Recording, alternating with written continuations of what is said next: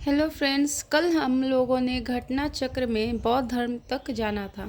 आज हम लोग जैन धर्म से जानेंगे। तो चलिए स्टार्ट करते हैं। स्टार्ट करने से पहले आप मेरे चैनल कॉम्पिटिटिव गुल्लक को लाइक करें, सब्सक्राइब करें, ताकि कोई भी नोटिफिकेशन आप तक सबसे पहले पहुंचे। चलिए स्टार्ट करते हैं। तो यहाँ पे है जैन धर्म। तो यहाँ पे क्वेश्चन आता है कि जैन धर्म के अंतिम तीर्थकर महावीर की मृत्यु कहाँ हुई थी। तो इसका सही आंसर है पावापुरी में। कहाँ आंसर हो जाएगा? तो पावापुरी में। ठीक है, अब इसके बारे में अच्छे से डिटेल से हम लोग जान लेते हैं। तो जैन धर्म के अंतिम तीर्थकर वर्धमान महावीर की मृत्यु बिहार के पावापुरी में हुई थी। ये जैन धर्म के 24वें अंतिम तीर्थकर थे। इनका जन्म वैशाली के कुंड ग्राम में हुआ था। इन्हें रिजु पालिका नदी यानी जो पटना में है के तट पर जंभिका ग्राम में 1 साल वृक्ष के नीचे केवल्य की प्राप्ति हुई थी। अगला क्वेश्चन है कि महावीर का जन्म कहाँ हुआ था। तो महावीर का जन्म 540 ईसा पूर्व में हुआ था। कब हुआ था? 540 ईसा पूर्व में हुआ था। तो यहाँ पे कहा जाता है कि कुछ स्रोतों के अनुसार जैन धर्म के वास्तविक संस्थापक, ठीक है, तथा 24वें तीर्थकर महावीर स्वामी का जन्म 540 ईसा पूर्व में वैशाली के निकट कुंडग्राम नामक स्थान पे हुआ था। यद्यपि वर्तमान में इनके जन्म की तिथि 599 ईसा पूर्व होने संबंधी मत अधिक मान्य है। ये ज्ञातिक कुल के क्षत्रिय थे और इन्होंने अपना पहला उपदेश पावा में दिया। यशोदा इनकी पत्नी थी और प्रिया दर्शना इनकी पुत्री थी। इनके पिता सिद्धार्थ एवं माता त्रिशला थी। इसके बाद अगला क्वेश्चन है कि महावीर स्वामी का जन्म कहाँ हुआ था। तो कहाँ हुआ था? तो कुंडग्राम में। ठीक है, अब इसके बाद अगला क्वेश्चन देखने को मिलता है कि निम्नलिखित में कौन जैनों के 23वें तीर्थकर थे। तो कौन थे? तो इसमें आ जाएगा पार्श्वनाथ। कौन हो जाएंगे? पार्श्वनाथ।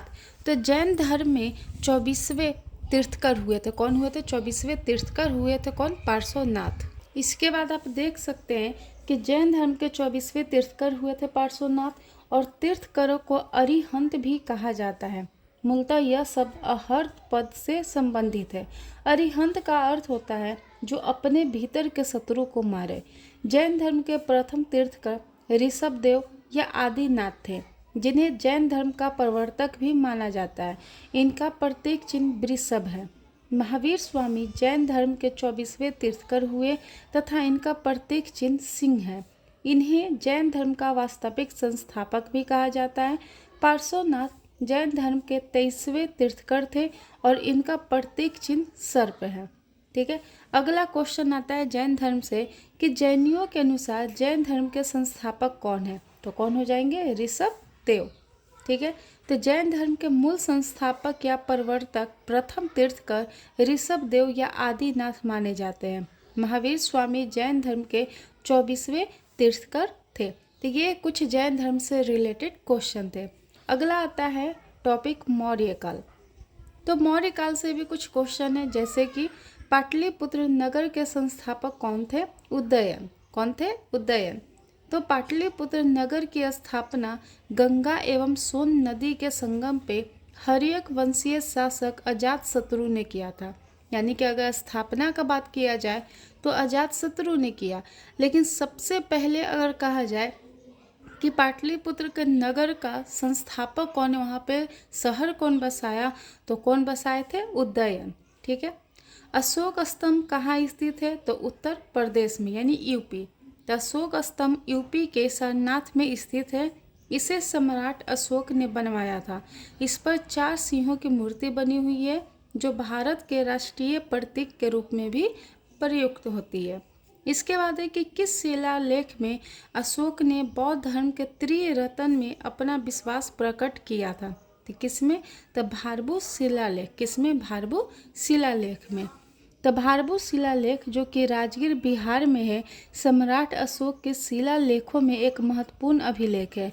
इस शिलालेख में अशोक ने अपने व्यक्तिगत विश्वास को स्पष्ट रूप से व्यक्त किया और बौद्ध धर्म के प्रति अपनी निष्ठा को स्वीकार किया है। उन्होंने बौद्ध धर्म के धर्म को अपनाने और प्रचारित करने की बात कही है। यह शिलालेख बौद्ध धर्म में उनकी आस्था को भी दर्शाता है और उनकी व्यक्तिगत धार्मिक प्रतिबद्धता का भी प्रमाण माना जाता है। अगला क्वेश्चन है कि अशोक के समय में कौन सी बौद्ध संगीति हुई थी। तो अशोक के समय कौन सा हुआ था, तीसरा, और कनिष्क के काल में चौथा। तो तृतीय बौद्ध संगीति मौर्य सम्राट अशोक के शासनकाल में पाटलिपुत्र के अशोकराम नामक विहार में हुई थी। संभवतः यह संगीति सम्राट अशोक के संरक्षण में ही आयोजित हुई थी, परंतु अशोक के शिलालेखों में इसका उल्लेख नहीं मिलता है। मोगलीपुत्र तिस इसके अध्यक्ष थे और इस संगीत में अभिधम्म पिटक का भी संकलन किया गया है। इसके बाद है कि समाहर्ता कौन थे। तो समाहर्ता कौन थे, तो इसे महासंग्रहकर्ता कहा जाता है। यानी मौर्य काल में राजस्व विभाग का प्रधान अधिकारी समाहर्ता कहलाता है, यानी कि जो राजस्व विभाग को संभाले। उसका प्रमुख कार्य राजस्व इकट्ठा करना, आय व्यय का ब्यौरा रखना, वार्षिक बजट तैयार करना, यही सब है। ठीक है। समाहर्ता के अधीन अनेक अध्यक्ष होते थे जो अपने अपने विभाग के राजकीय करों को एकत्रित करते थे और व्यापार एवं व्यवसाय का संचालन भी किया करते थे। अगला प्रश्न है कि अशोक के शिलालेख को सर्वप्रथम 1837 में किसने पढ़ा था। तो इसका आंसर हो जाएगा जेम्स प्रिंसपे। किसने, जेम्स प्रिंसपे। तो जेम्स प्रिंसपे ने सर्वप्रथम 1837 ईस्वी में अशोक के लेखों को पढ़ने में विकुटन करने में सफलता प्राप्त की, किंतु उन्होंने देवानामप्रिय की पहचान सिंहल के राजा तिच्छ से कर डाली। कालांतर में मास्की से प्राप्त लेख में अशोक के भी नाम यहाँ पे पढ़ लिया गया है। इसके बाद अगला प्रश्न है कि किस राजा के काल में सारनाथ का सिंह शीर्ष स्तंभ पाया गया। तो सिंह कहाँ पे होगा, अशोक में। तो सारनाथ कहाँ है, तो यूपी में है। तो सारनाथ स्तंभ का निर्माण अशोक ने कराया था और इस स्तंभ के शीर्ष पर 4 सिंह की आकृति बनी गई है जो शक्ति का प्रतीक है। इस कृति को भारत सरकार ने अपने प्रतीक चिन्ह के रूप में अंकित किया है। यह स्तंभ मौर्य युगीन वास्तुकला का सबसे उत्कृष्ट उदाहरण माना जाता है। इसके बाद अगला क्वेश्चन है कि मेगास्थनीज चंद्रगुप्त मौर्य के कार्यकाल में कौन था। तो कौन था, ये राजदूत था, ये सेल्कस निकेटर का। तो मेगास्थनीज सेल्यूकस निकेटर द्वारा चंद्रगुप्त मौर्य की राजसभा में भेजा गया यूनानी राजदूत था। इसके पूर्व वह अराकोसिया के छत्तर के राज दरबार में सेल्यूकस का राजदूत रह चुका था। मेगास्थनीज ने काफ़ी समय तक मौर्य दरबार में निवास किया। भारत में उसने जो कुछ देखा या सुना उसे इंडिका नामक पुस्तक में अपने ग्रंथ में लिपिबद्ध किया, यानी उसे लिखा है। इसका अगला क्वेश्चन है कि चंद्रगुप्त मौर्य के साम्राज्य की राजधानी कहाँ थी। तो कहाँ, पाटलिपुत्र। तो मौर्य साम्राज्य का संस्थापक चंद्रगुप्त मौर्य था। इसकी राजधानी पाटलिपुत्र थी। चंद्रगुप्त मौर्य ने 321 ईसा पूर्व में इस साम्राज्य की स्थापना की थी। सम्राट चंद्रगुप्त मौर्य का शासन काल लगभग 321 से 297 ईसा पूर्व तक था। चंद्रगुप्त मौर्य ने जैन गुरु भद्रबाहु से जैन धर्म की दीक्षा ली थी। इसके बाद अगला क्वेश्चन है कि अशोक महान पुत्र थे किसके। तो अशोक थे किनके, बिंबिसार के। सॉरी, बिंबिसार तो हर्यक वंश हो गया, बिंदुसार के। तो अशोक महान बिंदुसार का पुत्र था। इसकी माता शुभदांगरी या धम्मा चंपा की एक ब्राह्मण कन्या थी। वह 273 ईसा पूर्व के लगभग मगध के सिंहासन पर बैठा तथा 269 ईसा पूर्व के लगभग उसका राज्याभिषेक हुआ। राज्याभिषेक के 9वें वर्ष 261 ईसा पूर्व में उसने प्रसिद्ध कलिंग अभियान किया। उसके पिता बिंदुसार को तिब्बती ग्रंथ कग्यूर में अनेक नगरों का विजेता भी बताया गया है। बिंदुसार को अमृतघात या सेन भी कहा जाता है। ठीक है। इसके बाद अगला क्वेश्चन है कि प्राचीन भारत के प्रसिद्ध शासक जिसने अपने जीवन के अंत समय में जैन धर्म ग्रहण किया वे कौन थे।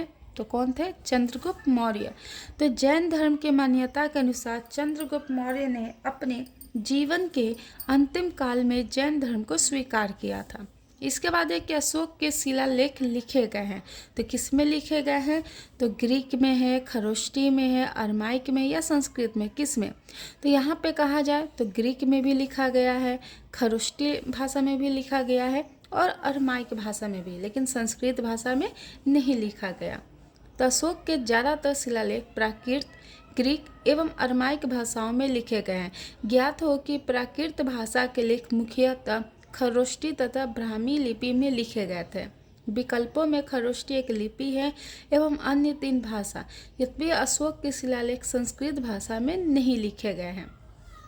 इसके बाद अगला प्रश्न है कि महान सम्राट अशोक किस राजवंश से संबंधित था? तो किससे? मौर्य वंश से।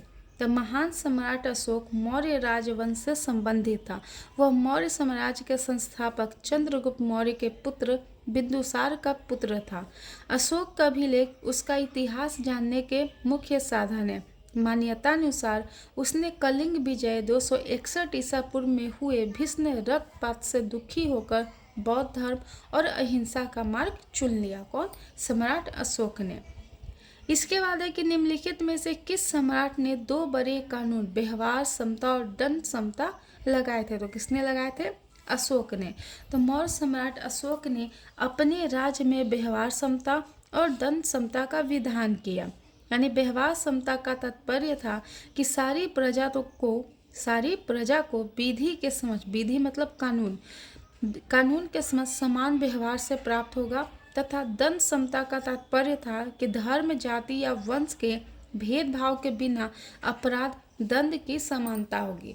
यानी कि यहाँ पे यह कहा गया कि कोई भी धर्म रहे, जाति रहे, किसी भी वंश के रहे, सबको एक समान क्या मिलेगा? अपराध करने पे सजा दी जाएगी।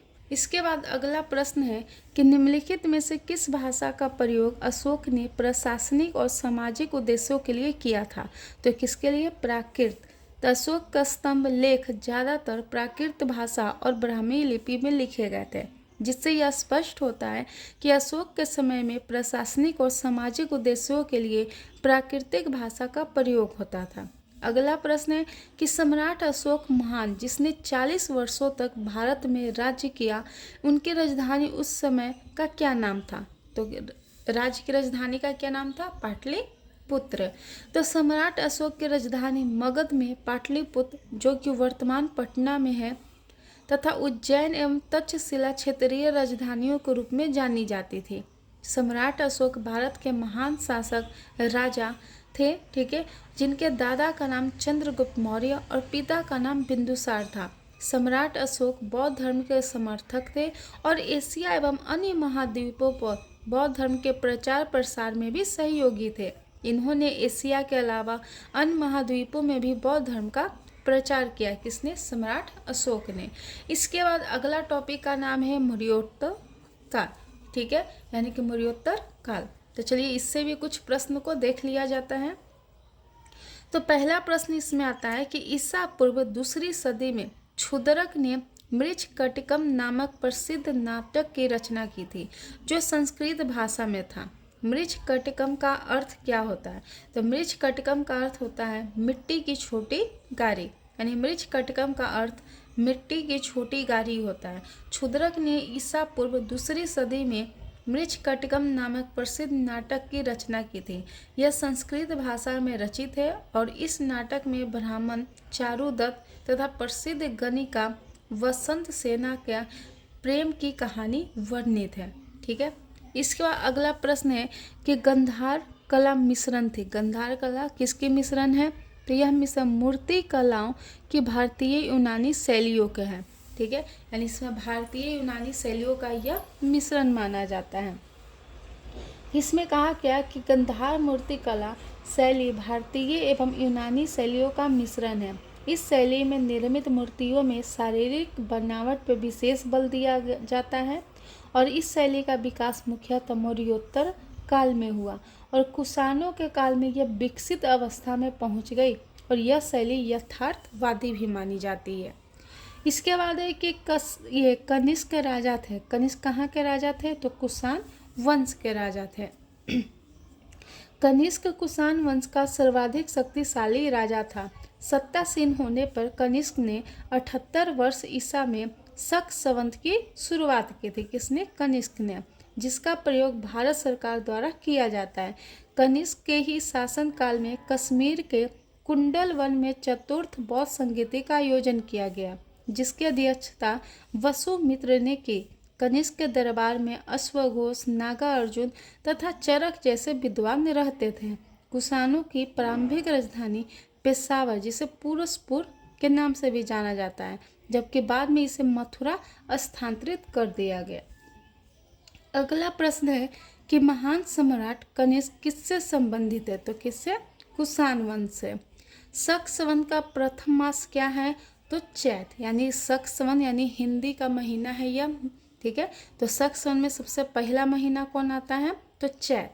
तो राष्ट्रीय कैलेंडर शक संवत पर आधारित है और इसका प्रथम माह चैत, जबकि अंतिम माह फाल्गुन होता है, ठीक है।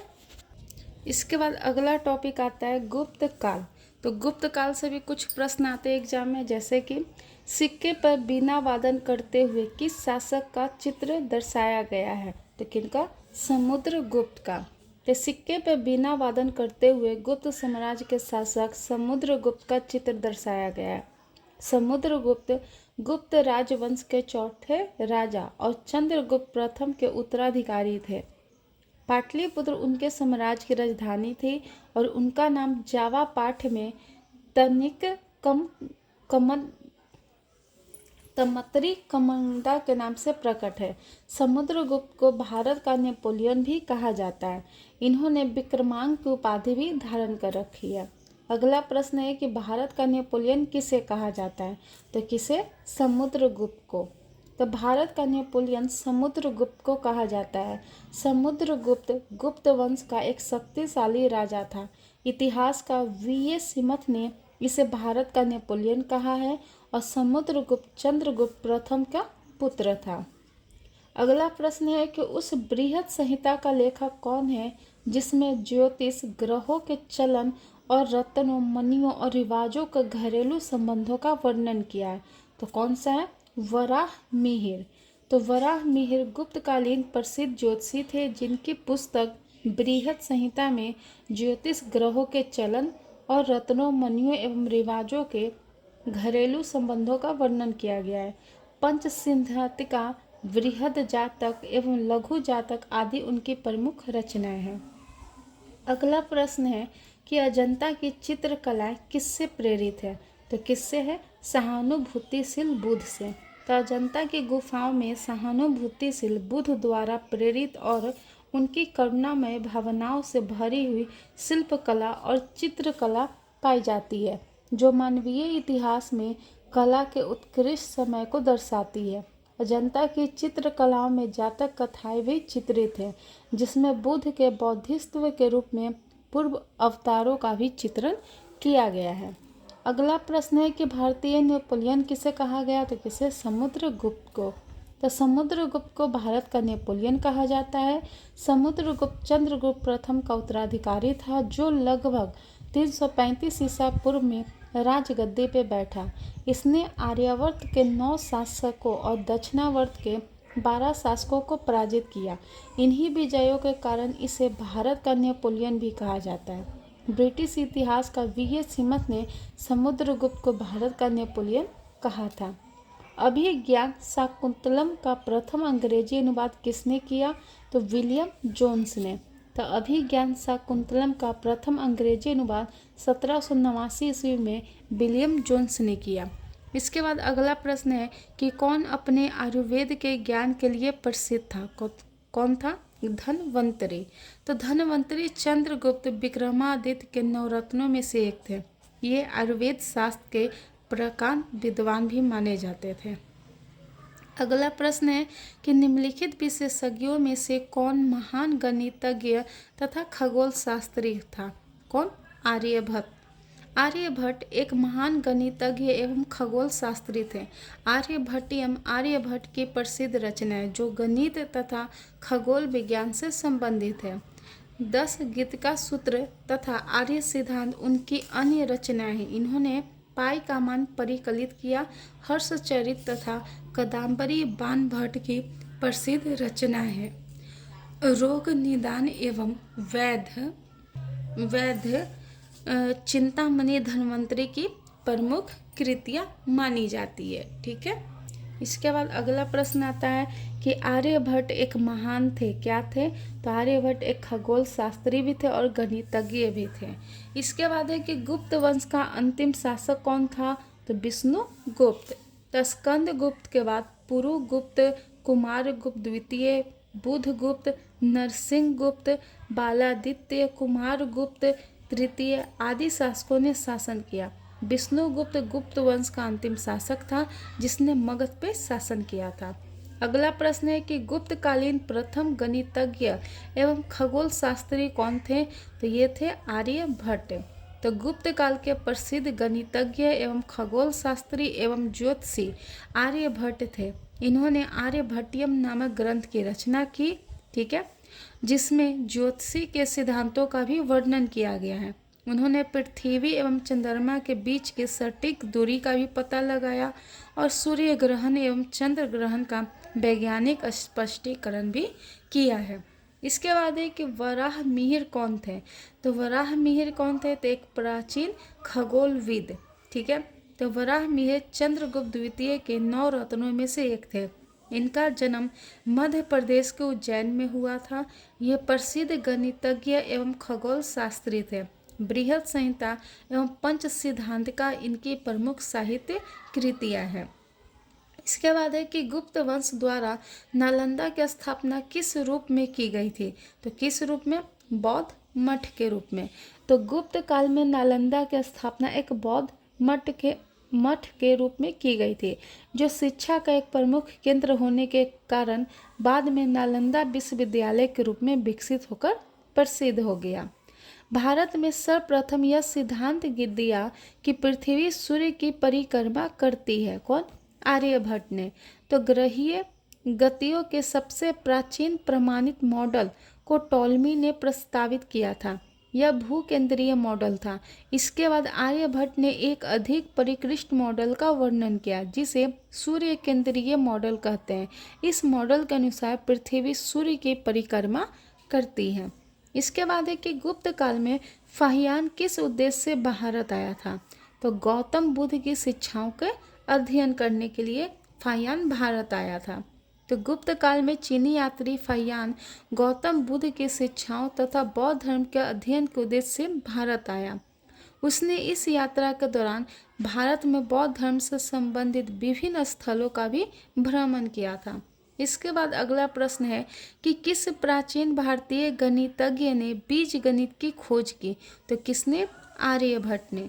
तो भारत में बीज गणित का ज्ञान अरबों से काफ़ी पहले ही विकसित हो चुका था तथा गुप्तकालीन गणितज्ञ आर्यभट्ट को बीज गणित की खोज का श्रेय दिया जा सकता है। उनके ग्रंथ आर्यभट्टियम में बीज गणितीय समस्याओं के हल हेतु नियम मिलते हैं। उनके ग्रंथ आर्यभट्टीय पर भास्कर द्वारा लिखे गए भाष्य में यव शब्द अर्थात मिलाना या पृथक करना का साम्य अरब गणितज्ञ अल ख्वारिज्म के अल जब्र से है, जिससे अलजेब्रा यानी कि बीजगणित शब्द की उत्पत्ति हुई। ब्रह्मगुप्त तथा श्रीधराचार्य ने भी बीजगणित के विकास में महत्वपूर्ण योगदान दिया था। गणितज्ञ भास्कर द्वितीय ने बीजगणित के क्षेत्र में विशेष योगदान दिया है। इनकी प्रसिद्ध पुस्तक सिद्धांत शिरोमणि 4 भागों यानी लीलावती, बीजगणित, ग्रहगणित एवं गोला अध्याय में विभाजित किए गए हैं। इसके बाद आता है कि कालिदास के कुमार संभवों में किस पौराणिक चरित्र के जन्म की कहानी है? तो किनका? कार्तिकेय। ठीक है, यानी कि कार्तिक जी के जन्म की कहानी इसमें दिखाया गया है। तो कालिदास के संस्कृत महाकाव्य कुमार संभव में भगवान शिव और देवी पार्वती के पुत्र कुमार अन्य नाम कार्तिकेय स्कंद के जन्म की कहानी है, जो तारकासुर नामक राक्षस के वध हेतु जन्म लेता है। इसका अगला टॉपिक का नाम है हर्षवर्धन। तो हर्षवर्धन के शासनकाल में जो चीनी पर्यटक भारत आया था वह कौन था? तो हेन सोंग। ठीक है, तो हर्षवर्धन के शासनकाल में भारत आया चीनी यात्री हेन सोंग था। हेन सोंग एक चीनी बौद्ध यात्री था उनका जन्म हेनान प्रांत में हुआ था। वो भारत में 15 सालों तक रहे। उन्होंने मध्य एशियाई मार्ग का अनुसरण किया। उन्होंने उत्तर में कश्मीर से पश्चिम में सौराष्ट्र और वल्लभी, पूर्व में कामरूप और दक्षिण में मालाकोटा का दौरा किया था। इसका अगला प्रश्न है कि हर्षवर्धन के समय कौन भारत आया था, तो कौन, हेन सोंग। ठीक है, तो हर्षवर्धन 606 से 647 ईसा के समय चीनी यात्री हेन सोंग भारत आया। इसे यात्रियों का राजकुमार कहा जाता है।